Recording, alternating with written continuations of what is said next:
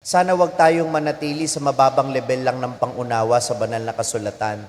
Nakapalagi ang gusto nating marinig lang at ang gusto nating maintindihan lang yung mga kwento, yung mga joke ni Father sa homily.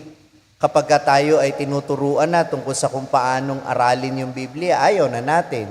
Pag seryoso na yung topic, ayaw na natin. Tinutulugan na natin.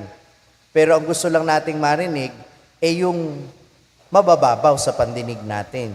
Pero yung magpapalalim ng ating pangunawa, yung magpapatayog ng ating isip at ng ating kaluluwa, ayaw ba nating matutunan yon? Ayaw ba nating marating yon? Sana kung paanong hinahango ng Diyos ang mga nasa mababang kalagayan patungo sa kalwalatian, sana ganun din sa ating paglalim sa ating pananampalataya.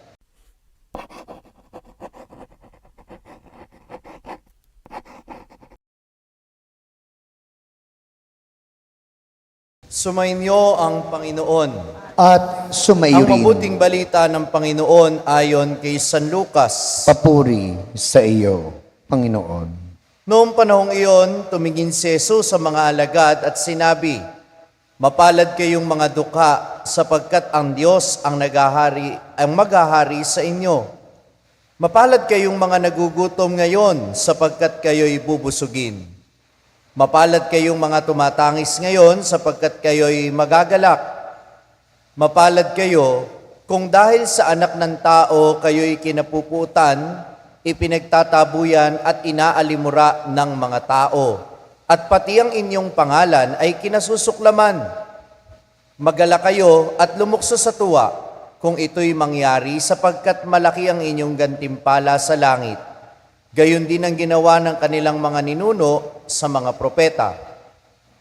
Ngunit sa aba ninyong mayayaman ngayon, sapagkat nagtatamasa na kayo ng kaginhawaan.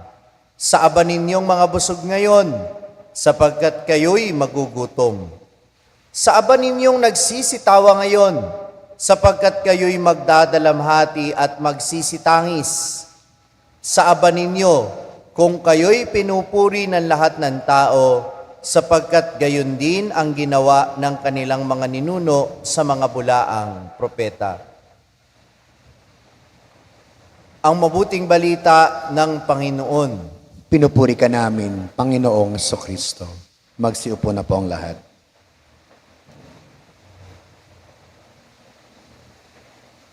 Magandang umaga po sa inyong lahat. Magandang umaga naman po, Father Franz. Sa bagong tipan, may 4 na salaysay ng Ebanghelyo, sina San Mateo, San Marcos, San Lucas, at San Juan. At yung 3 dito ay tinatawag na Synoptic Gospels. Pakiulit nga po. Synoptic dahil galing sa salitang syn at optic. Alam naman natin yung optic, ibig sabihin mata, paningin. Syn, ibig sabihin pareho. Ibig sabihin, isinulat ng parang magkakapareho lamang ang paningin. Kaya po kung mapapansin ninyo, yung Ebanghelyo ni San Mateo, San Lucas, at San Marcos ay parang magkakamuka dahil synoptics. At itong narinig nating Ebanghelyo ngayon ay parang synoptic o kamuka ng The Beatitudes sa Ebanghelyo ni San Mateo.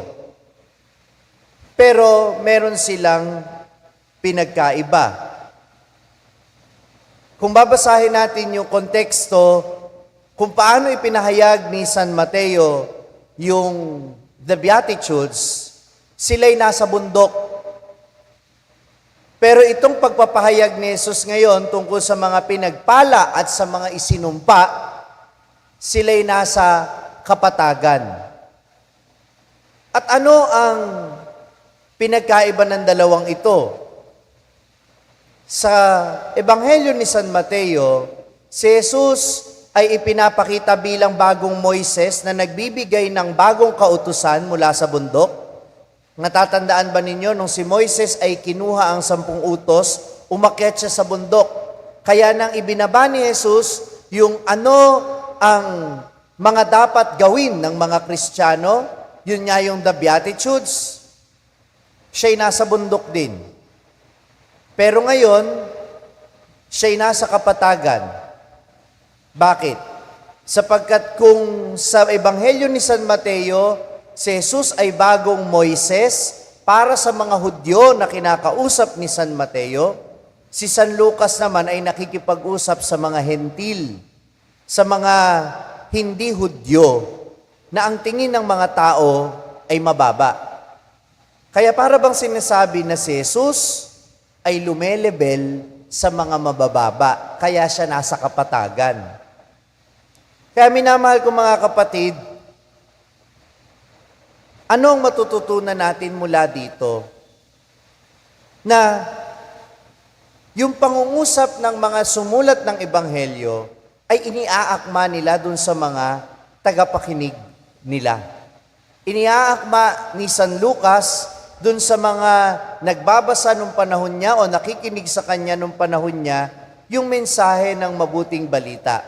Kaya dito, hindi lang sinasabi kung ano yung mga dapat na pamantayan ng pamumuhay ng mga Kristiyano na sa kabila ng kanilang paghihirap ay hindi nila ito tingnan bilang isang miserableng kalagayan, kundi isang pagkakataon upang maranasan ang kadakilaan ng Panginoon. Bukod dito, ipinapahayag sa atin na ang Panginoon ay nakikibagay sa ating kalagayan. At hindi lang nakikibagay sa ating kalagayan at nangungusap ayon sa level natin, itinataas tayo ng Panginoon sa kanyang level. Kaya nga sa Ebanghelyo ni San Lucas, hindi palaging natatapos sa kababaan, palaging itinataas. Maaari kinakausap ni Jesus sa kapatagan yung mga tao, pero iniaangat niya ang buhay ng mga ito sa pamamagitan ng pagtawag sa kung sino yung mga nasa laylayan. Tinawag niya ang mga kababaihan upang samahan siya. Sa awit papuri ni Maria, na makikita lang natin sa Ebanghelyo ni San Lucas, anong sinasabi doon? Itinaas ng Diyos ang mga nasa abang kalagayan. Ibinagsak niya ang mga hari mula sa kanilang trono. Sa mga susunod na kabanata na maririnig natin mula kay San Lucas, maririnig natin yung kwento tungkol kay Lazaro at sa lalaking mayaman. At makikita natin na kung sa mundong ito, minaliit tayo ng sobra pagdating sa buhay na walang hanggan. Yung mga nagmamalaki sa mundong ito, sila naman ang walang kwenta. At yung mga nagpakababa at yung mga inapi, sila naman ang luluwalhatiin pagdating sa langit. Kaya itong Ebanghelyo ni San Lucas ay, it seems like a revolutionary gospel o pagpapakita ng isang revolusyon na yung mga aba ay magkakaroon ng magandang kalagayan dahil sa biyaya ng ating Panginoon. At ito yung magandang makita natin dito sa pagsasalaysay ni San Lucas ng Ebanghelyo niya na hindi tayo mananatili sa mababang kalagayan. Ang Panginoon ay tagapagligtas sapagkat hahanguin niya tayo at ginagawa niya ito sa pamamagitan ng pagpapaunawa sa atin ayon sa kakayanan nating umunawa kung paanong siya'y nangusap hindi mula sa bundok kundi mula sa kapatagan sapagkat nais na tayong abutin. Subalit kapag tayo ay inabot ng Panginoon, sana iabot din natin ang ating mga kamay upang tayo ay maihango niya mula sa ating pagkakasadlak at maiangat tayo sa kanyang kalwalhatian. Amen po ba yun? Pasensya na ho kayo at medyo may pagka-Bible study ang aking pagninilay ngayon. Pero ito yung pangalawa na nais kong matutunan ninyo, na kapag nagbabasa tayo ng Ebanghelyo o pag nagbabasa tayo ng Bible, sana maintindihan ninyo na hindi pare-pareho lamang ang mensahe na gusto nilang iparating. Na kapag nagbabasa tayo ng Bible, hindi lang mahalaga kung ano yung narinig ninyong, ano yung sinabi ni Jesus, hindi. Dahil may sinasabi din si Jesus kung paano niya ito sinabi, anong ginagawa niya, saan ginanap yung ebanghelyo na ipinahayag o yung kwento na ating narinig, lahat ng detalye mahalaga. At mahalaga din kahit yung detalye na wala sa Biblia. Kagaya ng sinabi ko sa inyo, sino ang kausap ni San Lucas? Hindi sasabihin ni San Lucas yan kung sino yung kausap niya. Pero, pag nag-aral tayo nung tinatawag na biblical scholarship o yung seryosong pag-aaral ng banal na kasulatan, doon natin matutuklasan kung ano yung konteksto ng kanyang mensahe. At ito yung bahagi ng pag-aabot ng ating kamay, ng ating pagpapaakay. Kaya sana, yun yung pangalawa kong mensahe, para tayo'y maabot ng Panginoon mula sa ating kalagayan, sana wag tayong manatili sa mababang level lang ng pangunawa sa banal na kasulatan.